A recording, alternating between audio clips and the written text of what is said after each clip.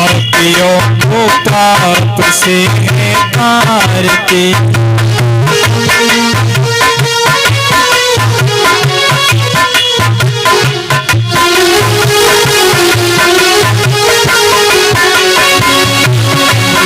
ये अमर ग्रंथ ये मुक्ति पंथ ये पंचम वेद निराला नव ज्योति जगाने वाला।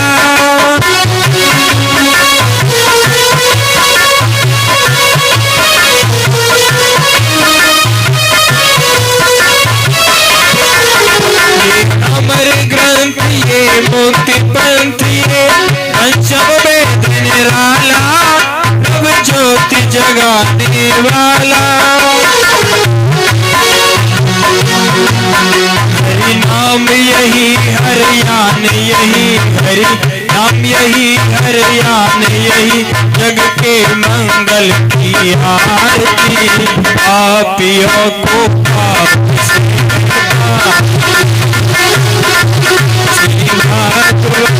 भगवान की है आरती। पापियों को पाप से तारती।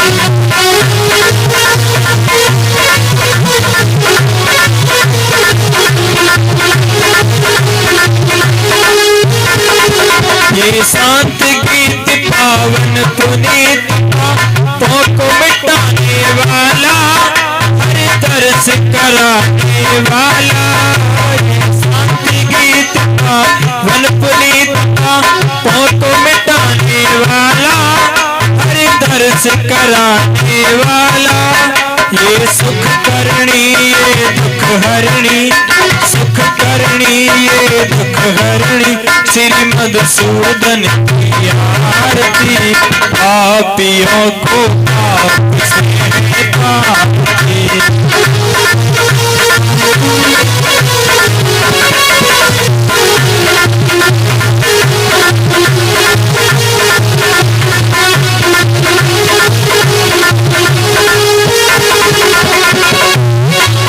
ये मधुर बोल जग पंथ खोल सतमार्ग दिखाने वाला बिगड़ी को बनाने वाला।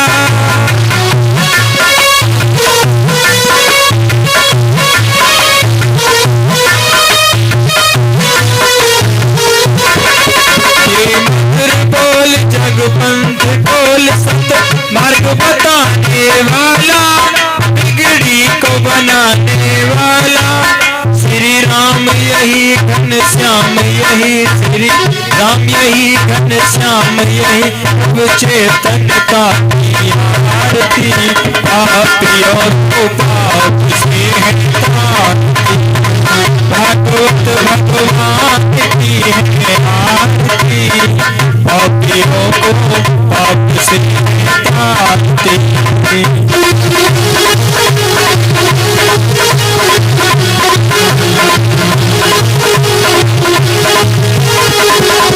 कर्पूर गौरम करुणावतारम संसारसारम भुजगेन्द्रम सदा प्रसन्नं हृदयारविन्दे भवं भवानी सहितं नमामि।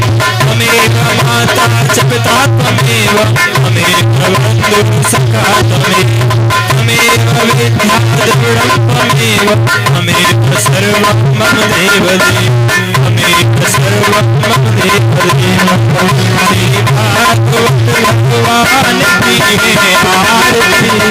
पापियों को पाप से है तारती। पापियों को पाप से है तारती। पापियों को पाप से है तारती। बोली भागवत महापुराण की जय। कृष्ण कन्हैया लाल की जय। बांके बिहारी लाल की। बोली परीक्षित महाराज की जय। यहाँ जल रखा होगा, फूल से जल स्पर्श करके सार के ठाकुर जी को आरती देके जब लेते हैं। ठीक है, अभी शुरुआत की आरती अभी नहीं लेंगे, जो लास्ट की आरती होती है फिर सब में घुमाई जाती है। ठीक, जल डाल दो थोड़ा और ठाकुर जी देख के यहाँ रख दो। ठीक है, पंडित जी तुम कहाँ घूमते बनखंड में? एक माइक लगवा ले, पीछे करके बोल दिया। अब रख दो यहीं, ठीक, रख दो, बैठ जा सकते।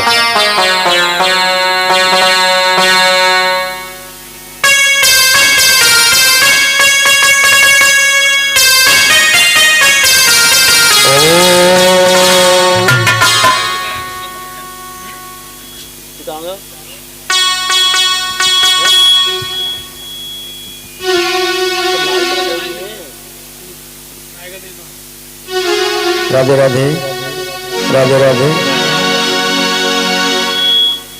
ओम एकदंताय विद्महे वक्रतुंडाय च धीमहि तन्नो बुद्धि प्रचोदयात्। ओम नमो नमो निरंजनम नमस्कारम गुरुदेवता वंदनम सर्वसाधवां प्रणामां पारांगता पराब्रह्म परापरसो मम देव निरंजनम निर्मलं तस्य श्री गुरुदेव वंदनम। अखंड मंडलाकारं व्याप्तं येन चराचरं तत्पदं दर्शितं येन तस्मै श्री गुरुवे नमः। सर्वप्रथम उस दया सिंधु दीन बंधु दया के सागर प्राण परमेश्वर के चरणों में हम सब वंदन करते हैं और प्रार्थना करते हैं, नारायण हे गोविंद, सभी जीवों के ऊपर अपनी कृपा दृष्टि बनाए रखना, ताकि ये भटका हुआ जीव तुम्हारे मार्ग का अनुसरण करके अपने जीवन का कल्याण कर सके। क्योंकि इसके जीवन में जब आपकी कृपा बरसेगी, आनंद बरसेगा, तो किसी सच्चे संत का सानिध्य इसको मिल जाएगा, तो आपके मार्ग में चल करके अपने जीवन को यथार्थ रूप में बदल देगा। क्योंकि जब तक आपकी कृपा नहीं होती है, तब तक किसी दिव्य संत का और साथ मिलना बड़ा ही दुर्लभ है। बिन हरि कृपा सुलभ न सोई, बिन विवेक सत्संग न होई। तो सत्संग जब भी मिलता है, हरि चर्चा जब भी मिलती है, जब आपकी कृपा होती है। आप सभी जीवों को अपनी कृपा दृष्टि बनाए, यही प्रार्थना है गोविंद। आज इस चंदन नगर में और श्रीमद् भागवत ज्ञान रूपी गंगा का जो पदार्पण हुआ है, जिसमें गोते लगा करके हम अपने जीवन को पवित्र ही नहीं सार्थक बनाए, धन्य बनाए और परमात्मा का अथाह प्यार हम ग्रहण करें। क्योंकि बड़े भाग्य से ऐसे समय आते हैं, तब जाकर के ये भगवान की कथा सुनने को मिलती है और सुनवाने को मिलती है। कहते ही वो लोग तो भाग्यशाली हैं ही जो इस दलदल रूपी संसार में फंसते हुए भी और कुछ समय भगवान के लिए निकालते हैं और भगवान की कथा श्रवण करते हैं। क्योंकि भक्ति में 9 प्रकार की भक्ति बताई है और एक भक्ति भगवान की कथा श्रवण करना भी है। श्रवणम स्मरणम पाद सेवनम, तो भगवान की कथा सुनना भी एक मेरे प्रभु की अनन्य भक्ति है। तो हम सब बड़े भाग्यशाली हैं जो आज इस पावन जगह पर भगवान की पावन कथा श्रवण कर रहे हैं। आज ये पावन कथा का शुभारंभ हो रहा है और ये तो हम सब जानते ही हैं कि शुभारंभ किसी का होता है, शुरुआत होती है तो बड़ी बड़ी व्यवस्थाएं होती हैं, बड़ी बड़ी परेशानियां होती हैं और उन सब को पार करते हुए हम और कार्य का शुभारंभ कर ही देते हैं। लेकिन ये भी बात सच है कि जब किसी धर्म की हम शुरुआत करेंगे तो बड़ी कठिनाई से होती है। अच्छे कार्य की शुरुआत, पुण्यों की शुरुआत, धर्म की शुरुआत हम करेंगे तो बड़ी बड़ी कठिनाई आती हैं। बड़े लोग मजाक बनाते हैं कैसा पागल हो गया है, नाना प्रकार की बातें बनाते हैं, कुछ तो विरोध तक करते हैं। लेकिन प्यारे, शुरुआत एक मनुष्य करता है, लेकिन इसकी समापन मेरे गोविंद करते हैं। यही संत कहते हैं कि धर्म की शुरुआत बड़ी कठिनाई से होती है, लेकिन अंत इसका बड़ा सुखदायी होता है। बड़े सुख के साथ में इसकी समापन होता है। किसी पाप कर्म को आप करेंगे तो बड़ा आनंद आता है, बड़ा सुख मिलता है, लेकिन जब उसका समापन होता है ना, समाप्ति होती तो बड़े कष्ट मिलता है। पाप का अंत बड़ा दुखदायी बन जाता है और धर्म का अंत बड़ा सुखदायी बन जाता है। तो ये धर्म कार्य बड़े भाग्य से होता है। आज इस सप्त दिन की पावन कथा में आप श्रवण करेंगे, ज्ञानोती गंगा में प्रवेश करेंगे। ये सौभाग्य हमारे आदरणीय माननीय श्रीमान और सुरेंद्र सिंह बघेल जी और उनकी धर्म पत्नी, उन्होंने शुभ संकल्प किया इस नगरी में 7 दिन भगवान की कथा कराने की और सबके जीवन में आनंद भरने की। ऐसे लोग बड़े भाग्यशाली होते हैं। ये भी बता दूं कि ये अनुष्ठान क्यों हुआ है। बड़े अच्छे सुंदर विचार वाले लोग ऐसे होते हैं कि जन्मदिन पर ऐसे धार्मिक अनुष्ठान किया करते हैं। इनका एक बच्चा है जिसका नाम है लकी। लकी का अर्थ होता है भाग्यशाली। भगवान गोविंद सारे गुण अपने इसमें भर दें और ये लकी ही बन जाए, भाग्यशाली हो जाए, इसके जीवन में आनंद ही आनंद बरसे। ऐसी भगवान से प्रार्थना और हमारा भी आशीर्वाद। तो इस छोटे से मन्ने से प्यारे से अच्छे से बच्चे के लिए जिसका नाम है लकी, कथा सुनना 7 दिन मन से। और इस बच्चे के बर्थडे जन्मदिन के उपलक्ष्य में ये श्रीमद् भागवत कथा का अनुष्ठान रखा गया है। यही होना चाहिए। लेकिन आजकल लोग बर्थडे मनाते हैं, लेकिन वास्तविकता में जन्मदिन कैसे मनाना चाहिए मैं बताऊंगा तुमको। लेकिन आजकल जन्मदिन कोई नहीं मनाता, आजकल सब जन्म रात्रि मनाते हैं। रात्रि में कैसे मनाते हैं? केक लाएंगे, अब राम जाने काय का बना है, फिर उसको रखेंगे, उस पर फिर मोमबत्तियां लगाएंगे रंग बिरंगी। फिर बच्चे से कहेंगे मोमबत्ती कितनी लगाते हैं? जितनी साल का बच्चा हो जाता है।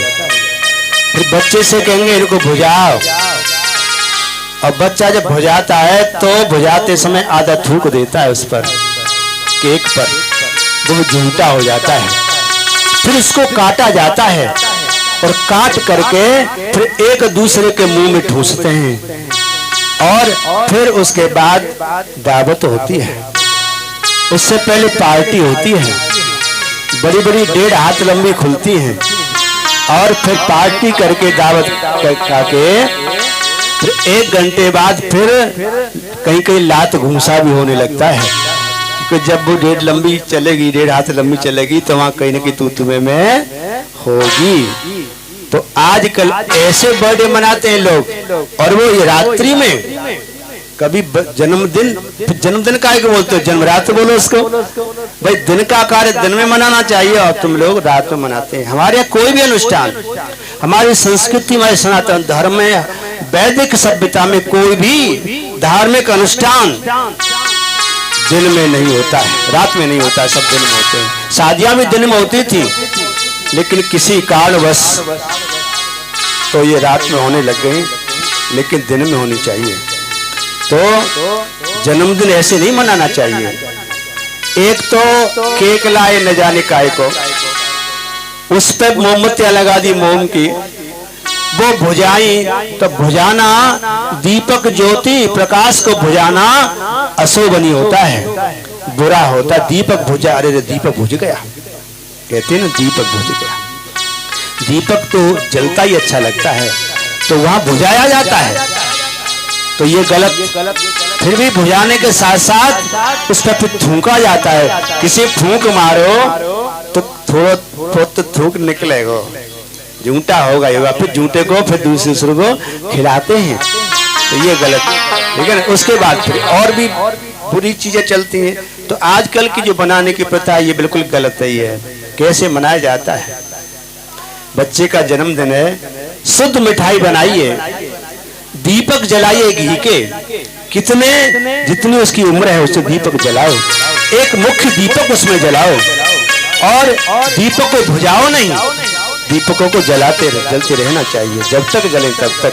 फिर उस मिठाई को, केक को काटो नहीं, काटना बुरा होता है, चम्मच से लीजिए उसको। सबसे पहले ठाकुर जी को भोग लगाइए, तो सबसे पहले। उसके बाद अपने घर में गुरु जी हैं, पंडित जी हैं या नहीं है तो बड़े, सबसे बड़े बाबा हैं, दादाजी हैं या ताऊ जी हैं, सबसे पहले उनको दो, उनके चरण छुए, आशीर्वाद सबका, अम्मा को, दादी को दे, उनका आशीर्वाद ले। उसके बाद शुद्ध भोजन बनाए। फिर हो सके तो भगवान की चर्चा कराएं, कीर्तन कराएं, भजन कराएं, गीत गवाएं, और हो सके तो भगवान की कथा गुणगान कराएं, आशीर्वाद दिलाएं, तो भगवान का भी आशीर्वाद मिलता है और बड़े लोगों का भी आशीर्वाद मिलता है। हो सके तो उस समय उस बच्चे के हाथ से दान कराएं, क्योंकि दान का बहुत बड़ा विशेष महत्व तो है। वही दान बताऊंगा तुम्हें कि वही दान आपको आगे चल करके 100 गुना 100 के रूप में होकर के मिलता है। तो इस तरह से जन्मदिन मनाना चाहिए। तो आज की ये पावन कथा आप श्रवण कर रहे हैं, ये लकी जो हमारे भाई सुरेंद्र सिंह का सुपुत्र है, उसके जन्मदिन के उपलक्ष्य में श्रीमद् भागवत कथा का अनुष्ठान हो रहा है। बोले गोविंद भगवान की जय। ये 7 दिन चलेगा, 7 ही दिन होते हैं, 8वां दिन नहीं होता। 7 ही दिन तो होते हैं, और 7 ही दिन में ये परीक्षित को श्राप नहीं लगा, ये हम तुम सबको श्राप लगा है। 7 ही दिन में हम सब मरेंगे, सब 7 दिन में मरेंगे, ध्यान कर लो। और ये काल ही जो तक्षक है, ये काल ही ये समय है, न जाने कब ये तक्षक रूपी काल हमारा दंशन कर ले। इससे पहले किसी ज्ञानी गुरु, किसी ज्ञानी संत की शरण ले लो, दीक्षा ले लो, ज्ञान ले लो, जिससे मरने के बाद तुम न मर सको, एक बार मरने के बाद दोबारा मरना न पड़े। तो ऐसे ही किसी सुखदेव ज्ञानी गुरु की शरण जाकर के ज्ञान प्राप्त कर लो, फिर तुम्हारा ये काल कुछ नहीं बिगाड़ पाएगा। तो ये साप्ताहिक कथा पूजा हवन सवेरे 8 से 10 बजे तक, कथा का समय 12 से कितने बजे तक? 4 बजे तक। 4 तो बज गए। आज ये कथा 4:15 हो रहे हैं, आज ये कथा 4:15 बजे शुरू हुई है, क्योंकि आज की व्यवस्था कुछ ऐसी थी, बहुत व्यस्त, कहीं कहीं कभी कभी तो पहले दिन की कथा हो भी नहीं पाती है। तो आज से शुरुआत हमारी इस भागवत कथा की। सभी आनंद लेंगे और सभी ज़्यादा से संख्या में आएंगे और एक भजन के साथ आगे बढ़ते हैं और कुछ कथा प्रकाश डालेंगे। 5 बजे आरती कराएंगे, ठीक है आज, और कल से तो 12 से 4 आप बिल्कुल 12 बजे फिक्स आ जाइए। हम 12 बजे और गद्दी पर बैठ जाएंगे और 4 बजे आपकी छुट्टी हो जाएगी। बोले गोविंद भगवान की जय हो। ओम पंचवक्त्राय विद्महे महादेवाय च धीमहि तन्नो रुद्र प्रचोदयात्। तेरो सतचित आनंद रूप प्रभु जी कोई कोई जाने। तेरो सतचित आनंद रूप प्रभु जी कोई कोई जाने। कोई कोई जानता है तेरे सच्चित रूप को।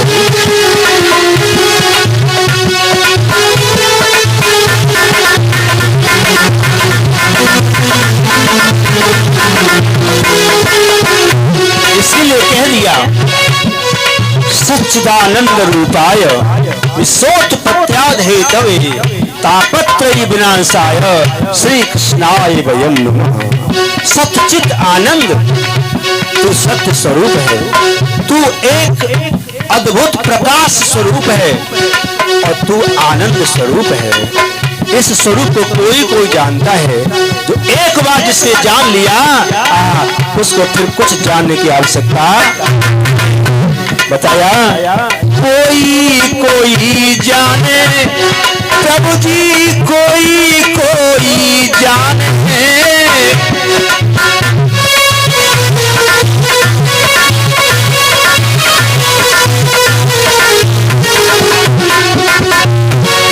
तेरो सतचित आनंद रूप जी, कोई जाने।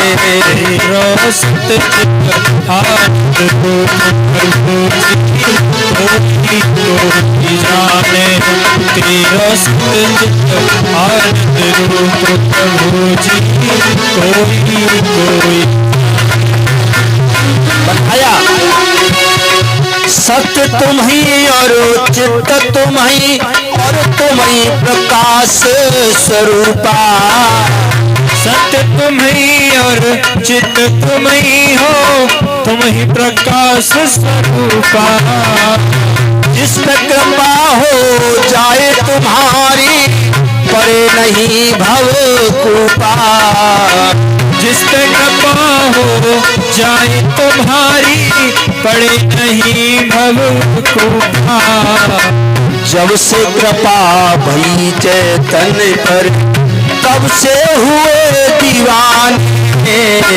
तेरो सतचित आनंद हो प्रभु जी, कोई जाने।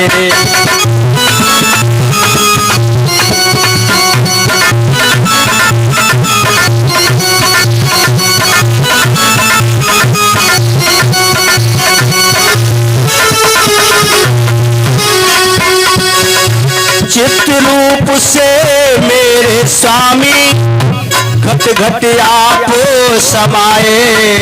चित्त रूप से मेरे स्वामी, घट घट आप समाए। सत्य रूप से मेरे प्रभु जी, जग में आप हैं छाए। सत्य रूप से मेरे प्रभु जी, जग में आप हैं छाए। जब से मिला आनंद प्रभु जी, जय हो। जब से मिला आनंद प्रभु जी, तब से भय मस्ताने।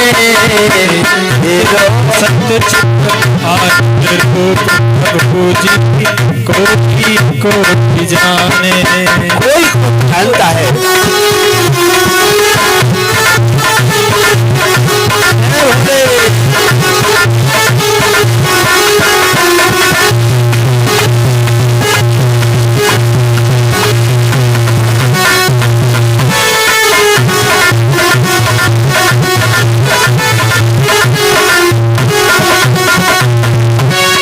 अंत में लिखा, हमने अनुभव किया और लिख डाला। हे नारायण, हे गोविंद, हे मेरे दाता, एक झलक तेरे आनंद की ये जीव जगत में आए। एक झलक, उसका जीवन ही बदल जाता है। एक झलक तेरे आनंद की ये जीव जगत में पाए। फिर लगता झूठा जग मेला, सब नाटक जैसा लगता है, रहता है संसार में, लेकिन उसे सब फीका फीका लगता है। फिर लगता झूठा जग मेला, ना कुछ उसे आए। लगता जग झूठा मेला, ना कुछ उसे सुहाए।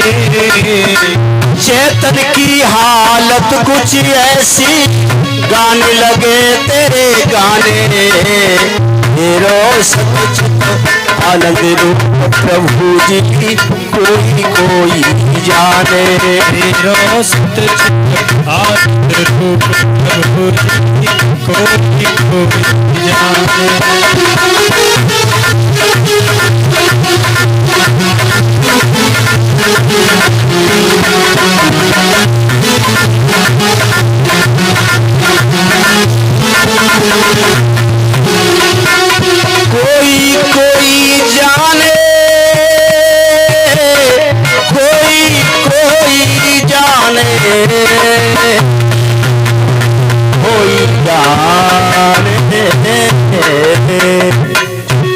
कोई कोई जानता है, कथा तो हजारों सुनते हैं।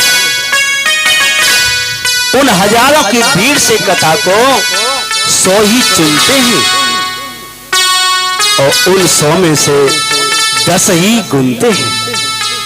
हजारों की भीड़ में से और चंद लोग ही और ज्ञान को एक मोती की तरह ग्रहण करते हैं।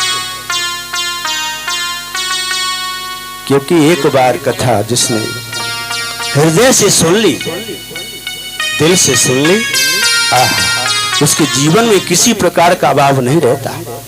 क्योंकि साक्षात उस हृदय में कथा क्या है?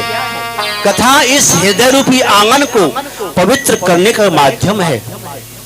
और जब ये हृदय रूपी आंगन पवित्र हो जाता है, शुद्ध हो जाता है, तो फिर भगवान मेरे गोविंद उसे पदार्पण कर जाते हैं। वो तो पहले से ही है, लेकिन वो इंतजार कर रहे हैं कि घट घट मेरो साइया, घट नहीं खाली कोई, बलिहारी बा घटन को, जा घट परगट हो। उसे तो प्रगट हो रहा है, इंतजार कर रहा है, वो दरवाजे पे खड़ा है कि मेरा भक्त कब इस हृदय रूपी आंगन को साफ करे, मुझे बिठाने लायक बनाए। तो भागवत गुरु का ज्ञान सत्संग इस हृदय रूपी आंगन को और सफाई का काम करता है। आइए 2 मिनट भगवान के नाम का संकीर्तन करेंगे, उसके बाद कुछ आज की कथा प्रकाश डालेंगे और फिर आज की समापन की ओर चलेंगे। कीर्तन देखिए, कुछ बातें जरूरी हैं आपके लिए। कथा जब हो तो ध्यान से सुने, बिल्कुल मुंह को बंद, जीभ को लगाम और आंखें खोल रखो, इसलिए ठाकुर जी का दर्शन होता रहे। और कान ज्यादा खोले रखो, कान है हो सके तो कल और जाकर के थोड़ा थोड़ा गुनगुना तेल डाल लेना। कान जरूरी है, क्योंकि ये भागवत रूपी अमृत, भागवत रसमालयम, पेवत भागवत रसमालयम, ये रसी अमृत ऐसा है, ये पिया जाता है। लेकिन पीना तो मुंह के द्वारा होता है, लेकिन ये कण, ये कानों के द्वारा पीने वाला रस अमृत है। तो इसलिए कान खुले रखो भागवत कथा के लिए। और जब कभी कीर्तन बोले तो उस समय मुंह खोल ले और कीर्तन बोलो, क्यों कलयुगम केवलम कीर्तनात्, कलयुग में कीर्तन का बहुत विशेष महत्व है। और हो सके तो ताली बजाओ, क्योंकि भगवान के भजन में कीर्तन में ताली जो बजाते हैं उनकी हस्तरेखा बदल जाती है। बहुत सारे फायदे हैं, अनेकों बीमारियां दूर हो जाती हैं। अब ताली बजाने से बीमारी कैसे दूर होती? बीमारी तो दवा लेने से दूर होगी। लेकिन जो पढ़ने वाले ना वो जानते हैं चिकित्सा 2 तरह से होती है, एक औषधि लेने से, मेडिसिन लेने से, और एक योग करने से। कहते हैं भैया पेट ज्यादा बढ़ेगा, मैं कपाल भाती करो, ये करो, वो करो। तो ताली बजाने से क्या होता है कि ये शरीर है, ये हाथ है, और हथेलियों में जितनी नसें हैं शरीर में 72,000 नाड़ियां हैं, उन सब नाड़ियों के पॉइंट हैं इन जगह। तो एक्यूप्रेशर से चिकित्सा होती है। ऐसे दबाओगे, ताली बजाओगे तो ये पॉइंट दबेंगे, और पॉइंट जब दबेंगे तो बीमारी आपकी खत्म, बिना मेडिसिन के हो जाएगी। तो ताली बजाओ, कीर्तन बोलो, ठीक है। और ज्यादा अच्छा लगे कीर्तन भजन तो ठाकुर जी के सामने फिर कैया दे लो, ठाकुर जी को रिझाए ले, ठीक। तो ये काम बहुत जरूरी है। तो ऐसा करेंगे तो आनंद जीवन में बरसेगा। आइए 2 मिनट सभी कीर्तन बोलेंगे। श्री राधे गोविंदा मन भजले हरि का प्यारा नाम है। राधे गोविंदा मन भजले हरि का प्यारा नाम है। राधे गोविंदा जय भले हरि का प्यारा नाम है। कुर्सी आगे ले आओ। पंडित जी महाराज गोर को बाले, कुर्सी आगे ले आओ, आगे बैठ जाओ करके। श्री राधे गोविंदा मन भले हरि का प्यारा नाम है। श्री राधे गोविंदा मन भले हरि का प्यारा नाम है।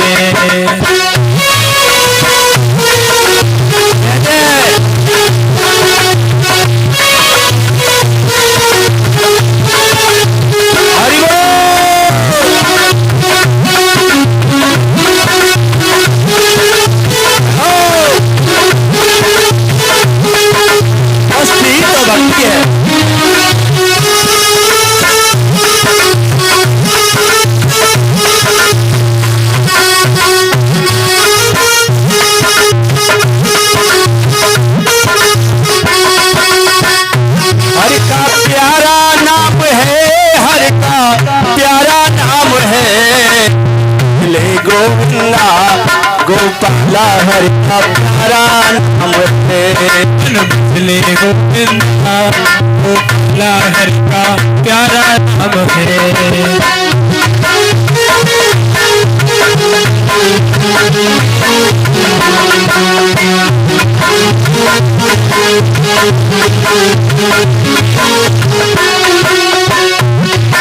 मोर मुकुट सुर गलबन माथा केसर तिलक लगाए, केसर तिलक लगाए।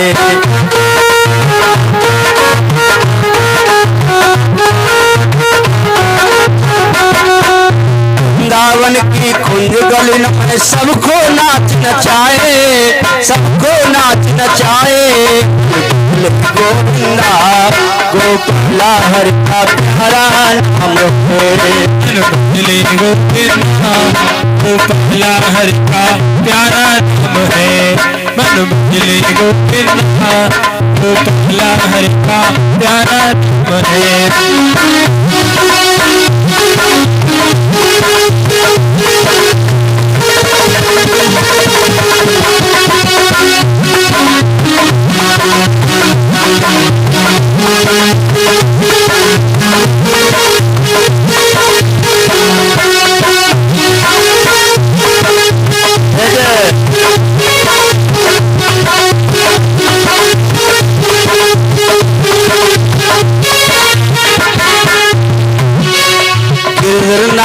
कहती मेरा सूर को श्यामल भाया, सूर को श्यामल भाया।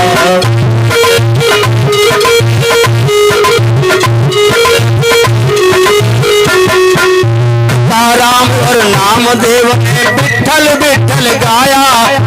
ले गोविंदा गोपाला हरि का प्यारा नाम है। भले गोविंदा गोपाला हरि का प्यारा नाम है।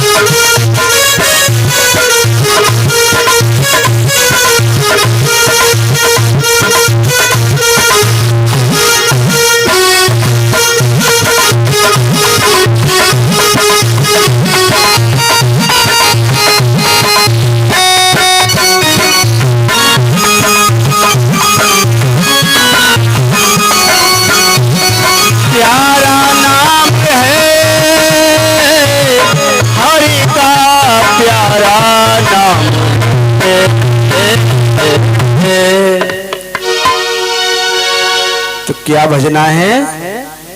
गोविंदा। गौ माने सुख इंद्रिया, बिंद माने तत्व मूल। जो सुखों का मूल है, जो सुखों का सागर है, जो आनंद का सागर है, उसके जीवन का तो कहना ही क्या। उसकी कृपा एक बार भी जिसको हो जाती है वो अपना जैसा बना लेता है। मेरे भगवत प्रेमियों, मैंने बताया कि भाग्योदेन बहुजनम समर्जितेन सत्संगम चलवते। यही कहते हैं संत जन कि बड़े भाग्य मानुष तन पावा।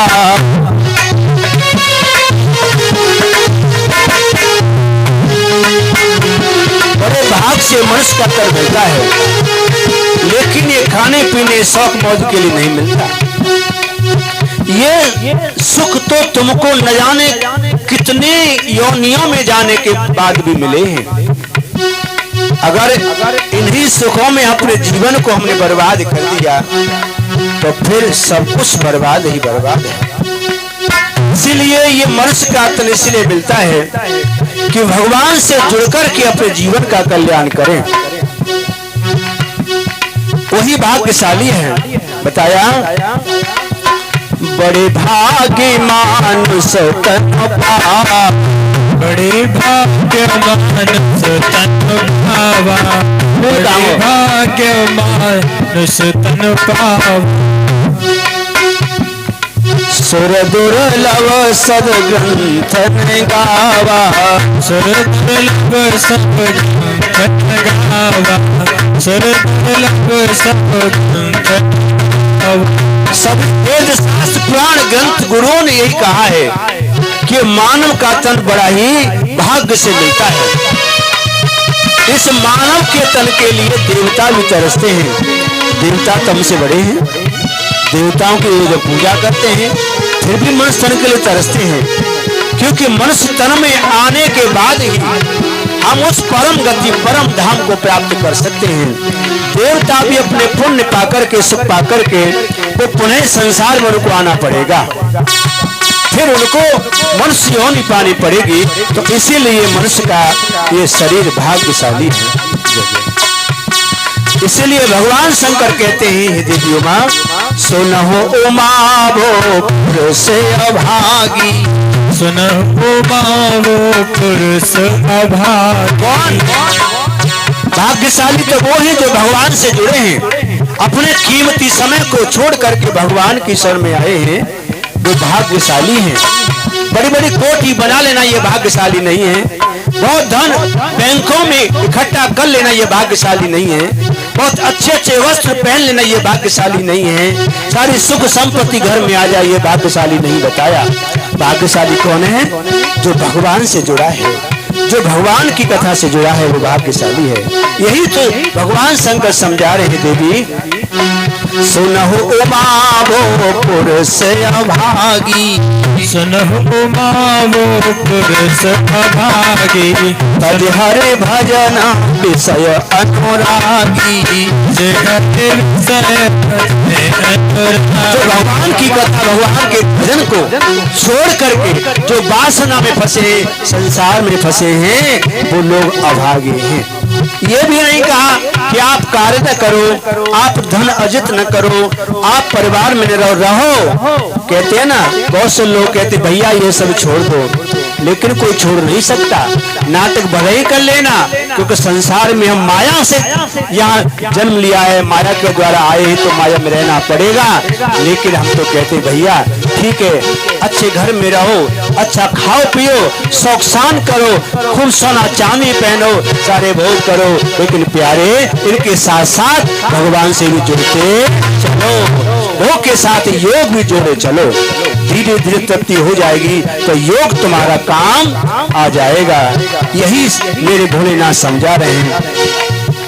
उमा कहूँ मैं अनुभव अपना, सत हरे भजन जगत सब सपना, सत हरे भजन जगत सब सपना, सत हरे भजन जगत सब सपना, सत हरे भजन जगत सब सपना, सत यही तो भगवान का भजन है, भगवान से जुड़ना है, भगवान की चर्चा है, भगवान की कथा है, भगवान का प्रेम ही सच्चा है। बाकी संसार के प्रेम प्यार संबंध एक स्वार्थ के मतलब के।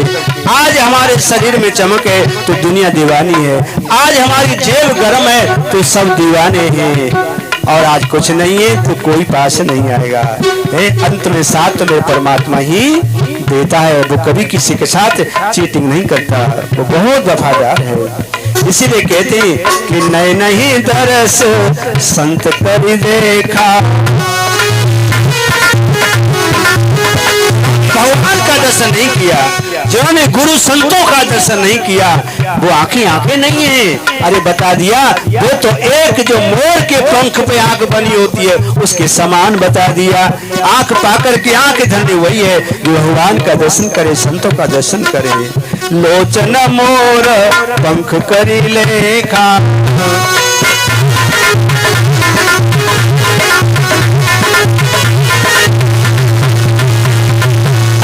नवै हर गुरुपद मूला, तेसर कट तो मर समतूला।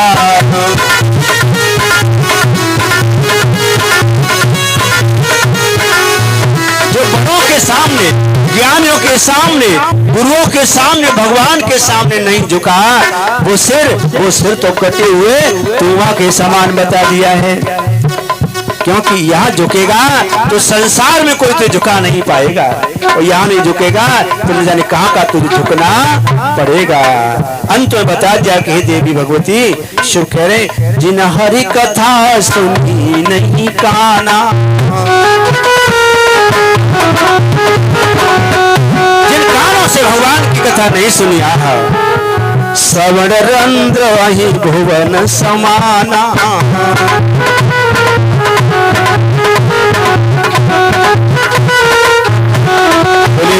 भगवान की जय। जय जय श्री राधे, जय जय श्री राधे, जय जय श्री राधे श्याम, हर हर महादेव। यही बताया जिन हरि कथा सुनी नहीं काना, श्रवण रंध्र अहि भुवन समाना। उनके कान नहीं है, वो तो एक सर्प के बिल के समान है। इसलिए कान वही धन है जिनसे भगवान की चर्चा, भगवान की कथा बताए ना। भगवान की कथा सुनने से एक तो मन पवित्र होता है, हृदय पवित्र होता है, और दूसरे भगवान से प्रीति होती है। किसी के बारे में अच्छी अच्छी बातें सुनोगे, भले ही उसको नहीं देखा है तब भी उसे प्रेम हो ही जाता है। तो भगवान से प्रीति करने का, प्रेम बढ़ाने का, उसे अपना बनाने का एक माध्यम है। बस यहाँ तक बता दिया है कि भगवान की कथा, भगवान से जुड़ने पर, भगवान की शरण में जाने से ऐसी कौन सी समस्या है जिसका समाधान नहीं होता। तापत्रय विनाशाय, 3 प्रकार के ताप और भगवान की शरण में जाने से हो जाते हैं दूर। यही तो कहा भगवान कन्हैया ने जब पूरा ज्ञान दे दिया। अंत में 18वें अध्याय में अर्जुन से एक ही बात कही है, पार्थ ही अर्जुन तू सारी चीजें छोड़। 3 प्रकार की इसमें भक्ति बताई है, रास्ते बताए, ज्ञान योग, भक्ति योग, कर्म योग। लेकिन तीनों को हटा दिया, कहा कि तू केवल एक ही काम कर ले कि सर्वान् धर्मान् परित्यज्य माम एकम शरणं व्रज।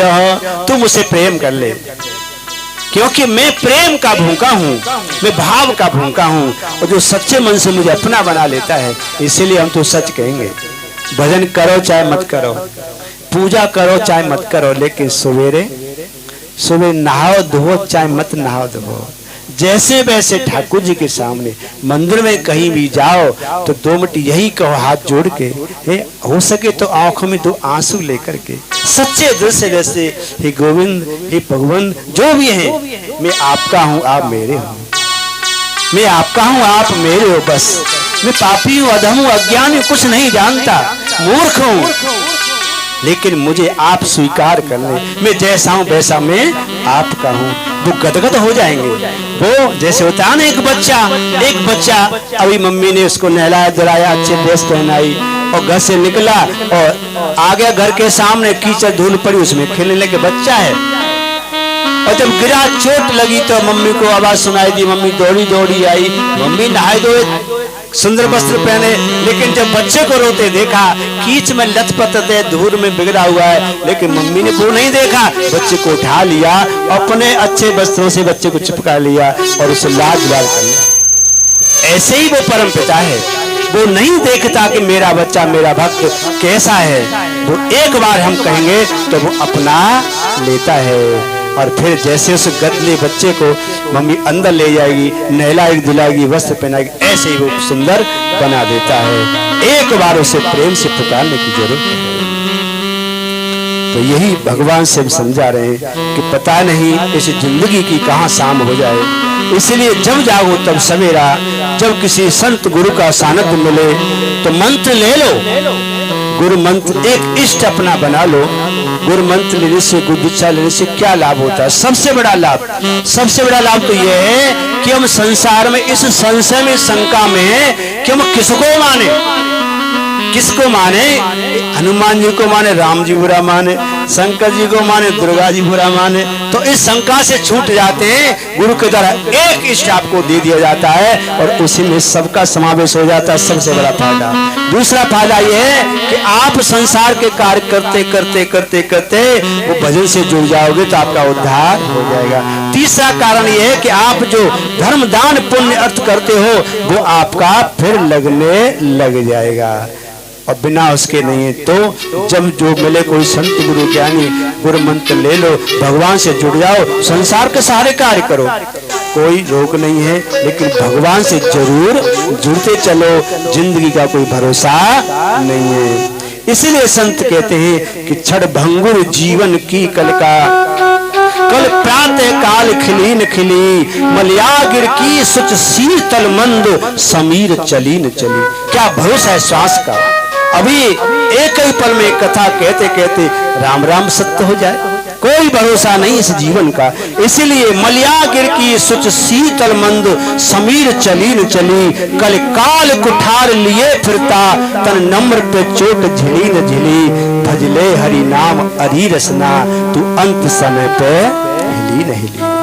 इसीलिए हम भरोसा न करें, हम इंतजार न करें हम 60 साल के हो जाएं जब भगवान को भजन करेंगे। क्या भरोसा 60 साल के आप हो जाएं? जब कहते ना, जब जागो तब सवेरा। यही तो कहा है, क्या तुम्हें पता है ये लोगों, ये प्रभु का जग अलबेला है।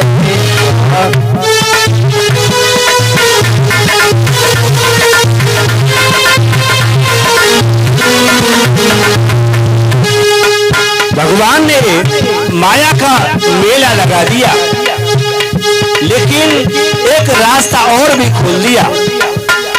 जो भगवान से जुड़ के चलेंगे, माया उनका कुछ नहीं बिगाड़ पाएगी। माया ही तारती और माया ही मारती है। ध्यान देना, बिना भगवान के माया से आप भगवान को छोड़ के आप संसार में रहोगे तो माया तुमको संसार में डुबो दोगी, नाना प्रकार की योनि भटका देगी। और भगवान से जुड़कर के तुम संसार का भोग भोगोगे तो प्यारे माया तुम्हारी सहायक बन जाएगी और तुमको तार देगी। इसलिए संसार तो भोगना ही भोगना है, क्यों ना भगवान से परमिशन लेके भोगे। किसी सुंदर गार्डन बगीचा में जाने की इजाजत नहीं है, और अगर वहाँ के मालिक से 2 बात पूछ ली जाए तो सबका आनंद ले सकते हैं। बिना पूछे जाएंगे तो हो सकता है फिर पकड़ा जाए।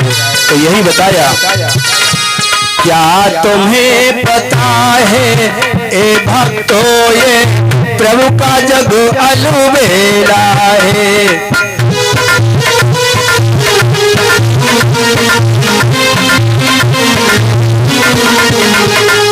ठहर सके ना कोई तन,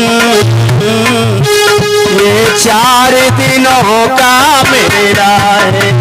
ठहर सके ना कोई तन ये 4 दिनों का मेला है।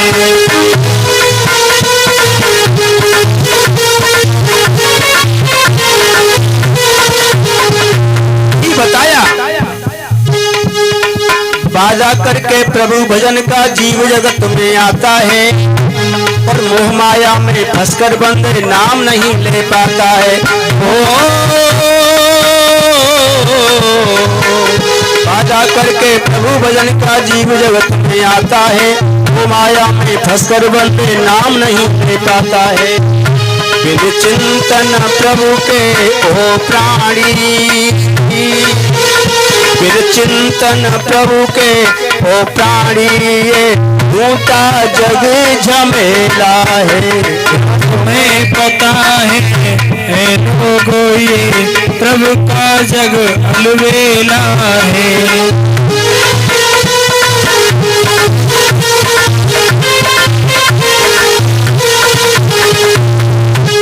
इसीलिए कहा अपने आंसुओं से ये जिंदगी, अपने आंसुओं से ये जिंदगी आंचल भिगोए चली जाती है। जिंदगी जब रोने लगती है प्यारे तो रोए चली जाती है। इसीलिए दुनिया वालों अच्छे काम करने में देर मत करना। इसीलिए ये दुनिया वालों अच्छे कार्यों में करने में देर मत करना, क्योंकि देर हो जाती है तो देर होती चली जाती है। इसीलिए पता नहीं once time lost cannot be regained, एक बार समय जब चला जाता है never back। इससे time not wait for anybody, समय किसी का इंतजार नहीं करता। इसलिए बता दिया क्या तुम्हें पता है ये लोगों ये प्रभु का जग अलबेला है। क्या तुम्हें पता है लोगों ये प्रभु का जग अलबेला है। क्या फेर सके ना कोई तन, one day all go but not stay here। एक तो सबको जाना है लेकिन यात्रा पे तो सबको चलना है ना। सबके लिए ट्रेन खड़ी है लेकिन यात्रा उसी की सफल मानी जाती है जिसके पास व्यवस्था होती है। सर्दी का मौसम है, एक कंबल बगल में है और घर से गरम गरम मीठी पूड़ी लेके चले, अचार लेके चले, भूख लगेगी खा लेंगे, नींद लगेगी कंबल ओढ़ के सो जाएंगे। और जिसके पास व्यवस्था नहीं है उसको तो भटकना ही, और राम नाम रूपी टिकट लेकर चलेंगे तो आनंद से निर्भय होकर के सफर करेंगे, नहीं तो मारे जाएंगे। विदाउट टिकट तो पकड़े जाओगे। इसलिए इससे टिकट लेके चलेंगे। यही कहते हैं ना, बोले गोविंद भगवान की जय। यही समझाया कि मनुष्य जन्म तो फिर मिले ना, तू है रे मद में अंधा है, कर्मन को फल पड़े भुगतनो तो दिखे तारे। क्योंकि अवश्य वेव भुक्तम शुभाशुभ कर्म, कर्म पीछा करेगा मानेगा नहीं, कितने भी हम बच लें। इसलिए बता दिया कि मनुष्य जन्म, अच्छा मनुष्य जन्म कैसे मिलता है? 3 तरह से मिलता है मनुष्य जन्म। भक्ति आप आरंभ कर दें, भक्ति आपकी पूरी नहीं हो पाई। कैसे नहीं हो पाई? मान लीजिए 50 साल की उम्र में हमें कोई संत गुरु मिल गए, सत्संग मिल गया, गुरु मंत्र लिया, भक्ति हमने शुरू कर दी, और कितने साल कर पाई? 60 साल की उम्र में चले गए, 10 साल करी, पूरी भक्ति नहीं हुई, तो दोबारा तुमको अवश्य मनुष्य का जन्म मिलेगा। आगे से तुम्हारी भक्ति पुनः आरंभ हो जाएगी। ये प्रमाण गीता में है। अर्जुन ने पूछा कि किसी ने भक्ति आरंभ की, परिपक्व नहीं हो पाई, परिपक्व कब बनी जाती है? जब जन्म से, बचपन से ही भगवान का भक्त जो बन जाता है वो समझ लीजिए कि वो लास्ट जन्म है उसका लास्ट जन्म है। तो ऐसे ही घटते घटते आपकी और भक्ति बढ़ती जाएगी और पीछे से होती जाएगी, आप परिपक्व हो जाओगे। तो फिर भगवान प्रसन्न होकर के तुम्हें एक चांस देते, जा दोबारा तुझे मनुष्य का तन दे रहा हूं, तू भक्ति और शुरू करना। दूसरा इसलिए मिलती है कि 84 लाख हम योनि में भटकते हैं, कीड़ा मकोड़े मक्खी मच्छर जाने गधा घोड़ा खच्चर जाने क्या क्या बनते हैं और भोग करके 84 लाख योनियां। जब फिर भगवान रहम करते, अरे कितना समझाया नहीं बात मानी भोग लिया, अब जा एक चांस तुझे मिल रहा है, तब फिर मनुष्य का तन मिलता है। तो इसीलिए भक्ति आरंभ कर दो अच्छी, और ये मनुष्य की आपको शरीर मिलेगा। बोले गोविंद भगवान की जय। यही समझाया संतों ने। आइए थोड़ा प्रकाश कथा में डालते हैं। सप्तम भागवत महात्म्य कथा आती है जिसमें नारद और भक्ति की भेंट होती है। कहते हैं ना कि कोई भी कार्य जब हम करते हैं तो उसके पहले लाभ को देखते हैं।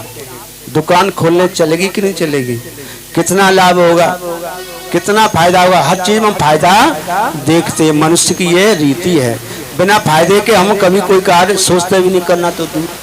इसमें क्या होगा, कथा सुनो क्या फायदा होगा, हवन करो क्या फायदा होगा, भजन करो क्या फायदा होगा। अक्सर लोग ऐसा सोचते हैं और प्रश्न भी करते हैं, लेकिन भगवान इसका खंडन किया है। गीता आपने पढ़ी होगी तो भगवान एक ही बात कही है, कर्मण्येवाद कारस्ते मा फलेषु कदाचन। अरे मनुष्य, तू सोचने में, कल्पना करने में और कर्म करने में स्वतंत्र है, कोई रोक नहीं सकता तुझे, भगवान भी नहीं रोकेंगे। तू अब अपनी बुद्धि से कैसा संग तुझे मिला, कैसा गुरु तुझे मिला, कैसा मार्गदर्श मिला, उसके अनुसार तू कर्म करता है। बुद्धि तेरी सहायक हो जाती है, निर्णायक हो जाती है। तो तू चाहे अच्छा कर चाहे बुरा कर, तू ये भोगना है। इसलिए कर्म करने में और सोचने में, कल्पना करने में मनुष्य स्वतंत्र है। फल के बारे में ये परतंत्र है। भगवान ने कह दिया कि तू कर्म कर सकता है और जैसा कर्म करेगा फल मैं दूंगा, तू फल की इच्छा मत करना। लेकिन मनुष्य पहले फल की इच्छा करता है। 11 रुपया चढ़ाए 11 लाख का फायदा हो तो पहले हम आशा लगा लेते हैं। तो ऐसे ही भागवत कथा में भी देखा कि इसको सुनने से, इसको करवाने से क्या लाभ है, व्हाट इज प्रॉफिट, क्या लाभ है, क्या फायदा है। तो यहाँ बताया है इससे भागवत के श्रवण करने से ऐसा कौन सा दुख है जो दूर नहीं हो सकता। तो बता रहे हैं, एक बार देवसी नारद और इस धरती पर घूम रहे हैं, नारायण नारायण करते हुए देखा कि संसार में बड़ा दुख है। अंत में घूमते घूमते वृंदावन की भूमि आ जाते हैं। वृंदावन की भूमि देखा एक नव यौवना और बिलख रही है, रो रही है उस वृंदावन के भूमि में, और उनके जंगा पे सड़क के 2 वृद्ध सो रहे हैं। उनको देख देख करके उनके मुख को चूम चूम करके बिलख बिलख के रो रहे हैं। नारद जी जब पहुंचे तो नारद जी जब उसको रोते हुए देखा तो बीड़ा बंद हो गई। पास में पहुंचे हैं और पूछने लगे, देवी तुम कौन हो, और जो तुम्हारी इस जंगा पे सड़क ये लेटे हैं वृद्ध मरणासन, ये कौन है। इनका मुख चूम चूम करके, इनको देख देख करके तुम बिलख बिलख के रो रही हो, और ये बूढ़े हैं, ये वृद्ध हैं और तुम युवा हो, कौन है। तो आज वो यौवना देवसी नारद से हाथ जोड़ के बोली, आंखों में आंसू लेकर के, हे नारद जी, अहम भक्तिरति ख्याता यमो ये तनयो मते ज्ञानम वैराग्य नामानो काल योगे न जरो। बताया ये देवसी नारद, मैं कोई लौकिक सुंदरी नहीं हूं, मेरा नाम है भक्ति। और ये दोनों जो वृद्ध हैं, मरण स्थिति में पड़े हैं, मेरी जंगा पे सदा करके, ये मेरे दोनों पुत्र हैं ज्ञान और वैराग्य। हम जगह जगह भ्रमण किया, हम तीनों शस्त्र है, और बहुत लोगों ने हमको समझा, बहुत लोगों ने माना, बहुत लोगों ने हमको दुत्कार दिया। लेकिन वृंदावन में आते ही आते मैं तो तरुण हो गई, लेकिन मेरे दोनों पुत्र ज्ञान वैराग्य अभी वृद्ध हैं। इसीलिए आप तो ज्ञानी हैं, कोई ऐसा उपाय बता दीजिए। तो आज भक्ति रोकर के कह रही है कि देवसी नारद, द्वापुर तक भरी जवानी थी, हम तीनों नहीं थे आपे। महाराज महाराज द्वापर तक तो हम तीनों युवा थे, लेकिन कलयुग में आते आते आहा द्वापर तक भरी जवानी थी, हम तीनों नहीं थे आपे, लेकिन कलयुग के आते ही बेटा गिरे आपे। महाराज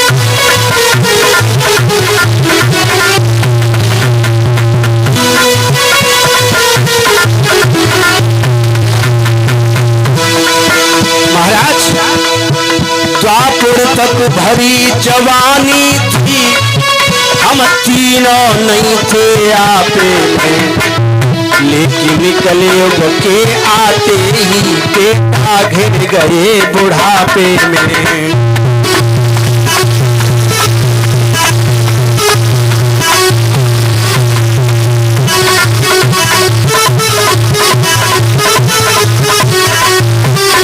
इसलिए महाराज ये हाथ जोड़ के आपसे प्रार्थना करती हूँ, रोने लगी। और ऐसी कौन माँ होगी जिसकी संतान के ऊपर कष्ट, कहां सुखी रह सकती है। और आजकल भी मैया मेरी बहनाएं अपनी संतान की ओर से ज्यादा दुखी हैं। आज भी कहने लगी महाराज, महाराज बात है लज्जा की, मरने की खास निशानी है, बेटों पर इधर बुढ़ापा है, माँ पर इधर जवानी है।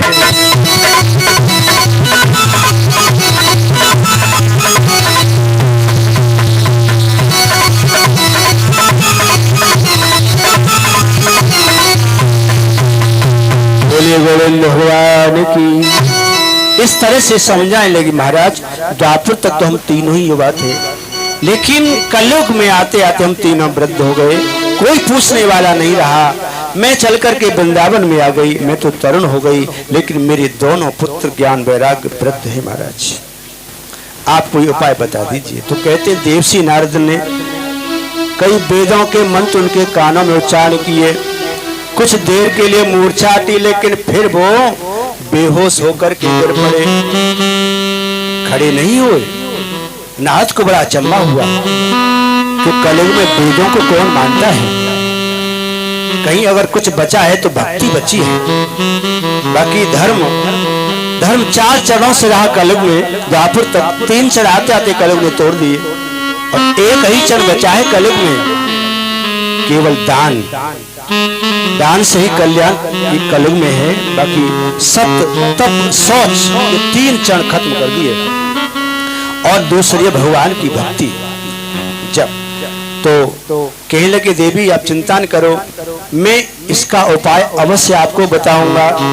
ऐसा आश्वासन देकर के वो संत वहां से चले हैं। यही तो परिभाषा है संत की, जो किसी दूसरे के दुख को देख करके दुखी हो जाए वो संत है। लेकिन आजकल ऐसे कहाँ हैं, अपने दुख से दुखी ना है, लेकिन पड़ोसी के सुख से दुखी हैं। जी ऐसे कैसे कर रहे हो हैं? तो इस बात से बड़ा दुखी है आजकल लोग, ऐसा सोचते हैं। तो जब आज नारद ऋषि देवी भक्ति को आश्वासन दे करके चले हैं, तो सबसे पहले सनकादिक ऋषि मिल जाते हैं। सनकादिक ऋषि देखा कि नारद तुम्हारे चेहरे पर चिंता, क्या बात है, एक संत, एक त्यागी, एक सन्यासी दुखी होगा तो बेचारे इन गृहस्थियों का कौन कल्याण करेगा।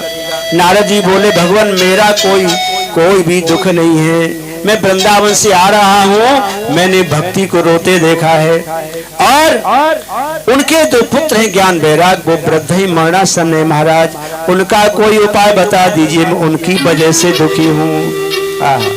सनकादिक ऋषि नारद की बात सुनकर के हंसने लगे। नारद जी पागल हो गए भैया, जानते हो कौन सा समय चल रहा है? बताया ये समय नहीं है श्रद्धा का, रोटी का प्रश्न दिखाता है। इस समय लोग भगवान की तरफ कहाँ आएंगे, सब लोग अपने पेट पालन में व्यस्त हो जाएंगे। कथा हो रही है, होती रहने दो, पड़ोसी भी चला जाएगा।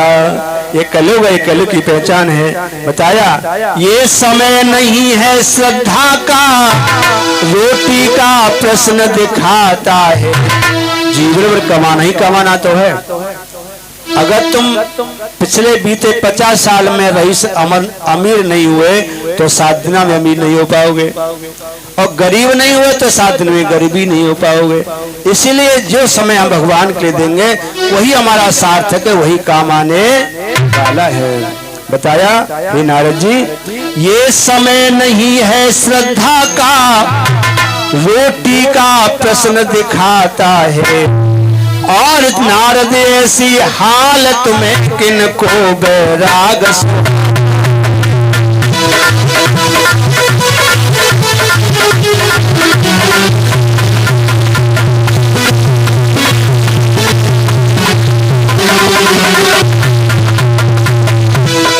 नारद श्री अन्य देव की चिंता में उन देवों पर विश्वास कहाँ। लोग पेट पालन में इतने व्यस्त हो जाएंगे जिन्हें भगवान के लिए समय नहीं निकलेगा और उन पर भरोसा भी नहीं रहेगा। श्री अन्य देव की चिंता में उन देवों पर विश्वास कहाँ। श्री पेट देव की पूजा में प्रभु पूजा का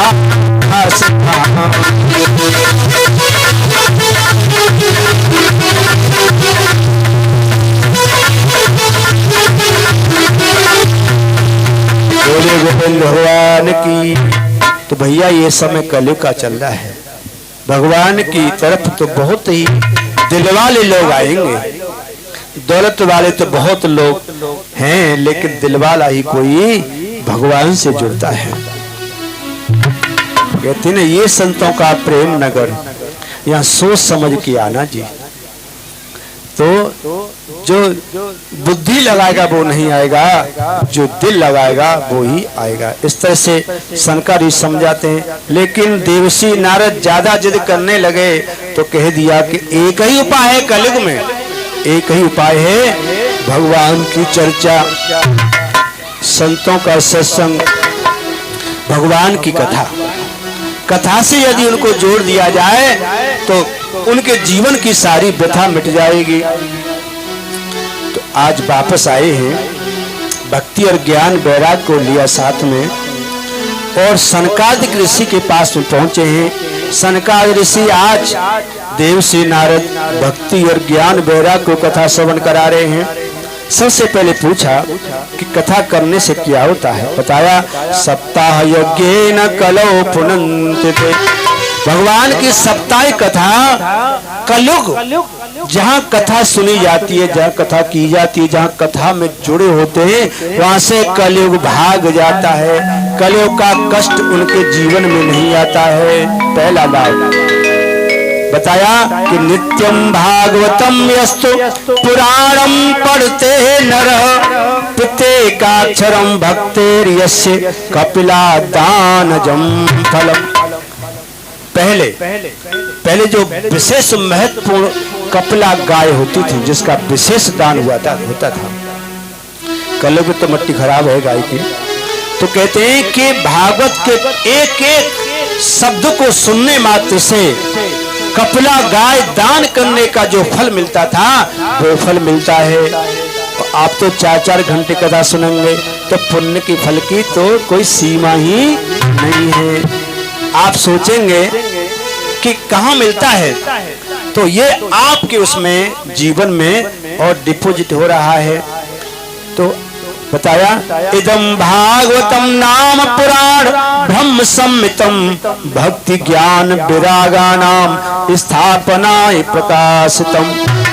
ये भागवत रूपी पुराण, भागवत नाम का पुराण जो ब्रह्म संहिता है, इसको पाठन करने से भक्ति ज्ञान वैराग की प्राप्ति होती है और भगवान उस ब्रह्म की प्राप्ति हो जाती है, उस ब्रह्म सुख आनंद लोक की प्राप्ति हो जाती है, जिसके लिए बड़े बड़े ऋषि मुनि तरसते हैं। अच्छा, ये लाभ और बताया अंत काले तुयनेव श्रूयते। अंत काल जब प्राण निकले हों और वहां भागवत का एक भी श्लोक, एक भी शब्द उनके कानों में चला जाए तो भगवान के धाम को प्राप्ति होती है। ये कहते हैं शास्त्र। अंत काले तु श्रूयते सुख शास्त्र बाक प्रीत्या तस्यैव वैकुंठम गोविंदो अपप्रियच्छति। कुछ न करो, जहां भी मिले भागवत आप सुने। वैसे लोग कथा हो रही है पड़ोस में, वहां नहीं सुनने आ रहे, और बेड पे बैठे टीवी में कथा चल रही है, अनुदाचार्य की, देवकी नंदन की, धीरन शास्त्री की, बड़े बड़े इंटरनेट वक्ताओं की चल रही है। अरे वहां आनंद ले रहे हैं। लेकिन एक बात बताएं, जो पांडाल में कथा सुनने का जो पुण्य होता है वो टीवी पर सुनने का नहीं होता। टीवी पे कथा आ रही है और वक्ता आध्यात्म वचन आपको दे रहे हैं, तब तक घर से खबर आ गई, लो जी चाय बन गई, ले आओ, और चाय की चुस्की भी चलती जा रही है, बिस्कुटी खाए जा रहे, और वहां कथा भी सुन रहे हैं। तब तक कथा आ रही है, महाराज जी प्रवचन कर रहे हैं बड़े अच्छे, तब तक किसी का फोन आ गया, तो कथा भी चल रही है और फोन भी चल रहा है। देखा कि आधा घंटा कथा सुनते सुनते हो गए, नींद आ रही है, तकिया लगा लिया, लेट गए आड़े पीछे, मन में कुछ चल रहा है, तो वहां से लाभ, हाँ ज्ञान मिल सकता है आपको, वहां से कोई अच्छी बात आपको ज्ञान सकते हो, लेकिन भक्ति नहीं मिलेगी। बैराग्य तो हजारों में से एकाध को भी आएगा नहीं। तो इसीलिए फोटो होता है और प्रत्यक्ष होता है। इसीलिए यहाँ कोई भी जो बैठेगा उसका मन, बुद्धि, चित्त, इंद्रियां, शरीर सब भगवान में समर्पण हो रही है। भगवान की कथा, भागवत कथा एक बहुत बड़ी साधना है। आपसे कोई कहे कि घर बैठ कर आसन डाल करके आधा घंटा भजन कर लोगे? आधा घंटा भजन नहीं होगा तुम पर, बैठा ही नहीं जाए, कमर दुख रही है, कभी इधर होंगे कभी उधर होंगे, बैठ भी जाए तो मन जाएगा कलकत्ता, हाथ में लग रही है माला और मन कहूँ कि आला गा रहे हो, तो नहीं होगा, बैठा ही नहीं जाएगा। और भगवान की कथा में 4-4 घंटे बैठे रहे, कितना बड़ा आसन लगा लिया, जो घर पे 15 मिनट नहीं बैठ सकता वो यहाँ पे 4-4 घंटे बैठते हैं। साधना और कथा सुन रहे हैं, तो 4 घंटे कथा भगवान की चर्चा हो रही है, तो ये सुनने की श्रवण भक्ति हमको मिल रही है। दर्शन कर रहे, सामने ठाकुर जी का दर्शन हो रहा है, एक दूसरे भक्तों का दर्शन हो रहा है, तो दर्शन कृपा आपको मिल रही है। जब कीर्तन हो रहा है तो मुख से भी सेवा, ठाकुर जी की ओर कीर्तन बोल रहे, ताली बजा रहे, शरीर से सेवा हो रही है। और ज्यादा कृपा हो जाए तो 2 पैसा ठाकुर जी की सेवा में खर्च भी हो रहे, प्रसाद ही ले आए, तो हमारी गाड़ी कमाई से कुछ न कुछ भगवान के प्रति अर्पण भी हो रहा है। तो जब से कथा शुरू हो रही है तब से ही मन में ये लग रहा है जल्दी नहाओ, जल्दी काम करो, कथा में जाना है। 7 दिन आपका घर में काम करते हुए भी कथा ही आपके इज्जत घूमती रहेगी। लेट न हो जाए, जल्दी करो, जल्दी जगह नहाए धोए, चलो कथा में ये करें, वो सुन रहे हो जी कथा है, थोड़ा प्रसाद ले आना, तो हर कार्य आपकी साधना बन जाएगी। तो कथा ये है, इसमें हर कार्य आपका साधना बन जाती है, इससे बड़ी कोई साधना नहीं है। तो बताया कि धन्या भागवती वार्ता प्रेत पीड़ा विनाशिनी, जिसके जीवन में, जिसके घर में, जिसके पड़ोस में, जिसके परिवार में कोई नकारा शक्ति आ गई है, प्रेत पीड़ा है, पिशाच पीड़ा है, या किसी कुछ करा दिया है, तो संकल्प करके कथा सुनिए, वो छूमंतर हो जाएगा। किसी को हारी बीमारी है, परेशानी है, वो दूर हो जाएगी। संकल्प करके कथा बैठो। संकल्प कैसे करें? कोई परेशानी है, हाथ में जल ले लो, 3 बार विष्णु विष्णु के अपने नाम का उच्चारण करें, गोद का उच्चारण करें और कहें हे गोविंद ठाकुर जी, हम नियम से कथा सुनेंगे, हमारी ये परेशानी दूर करो, ये कह करके जल छोड़ दीजिए।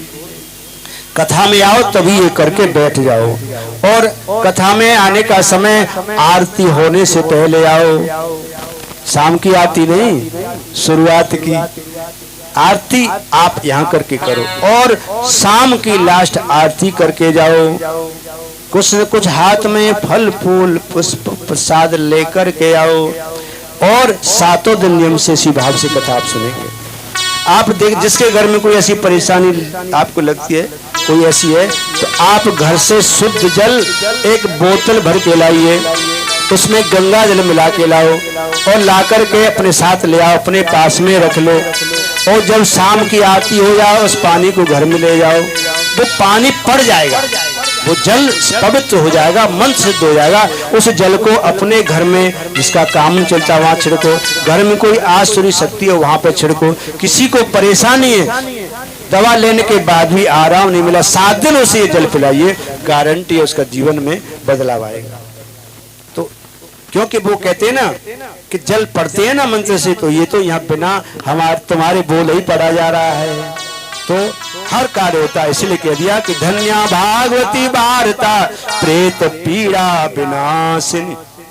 अंत में बोल दिया कि ब्रह्मात्मकस्य भुवे भगवत तदादिकस्य, ये साक्षात भगवान का स्वरूप है। इसलिए कह दिया है कि निगम कल्पतरोर गलितम फलम सुख मुखा दमवत द्रव संयुतम पिबत भागवत रसमालयम मुहुर्हो रसिका भुवि भावुका। ये भागवत रूपी रस नित्य निरंतर हमेशा इसको पान करते रहो, पीते रहो।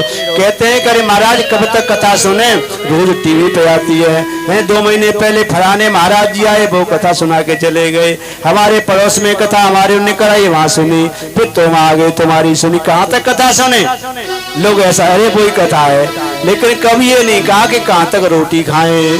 कल भी खाई थी, आज भी खाई, सवेरे खाई, शाम भी खाई, कोई तो दोपहर को भी 4 ठूस लेता है। उसके लिए नहीं कहते महाराज ये रोटी कब तक खाएं।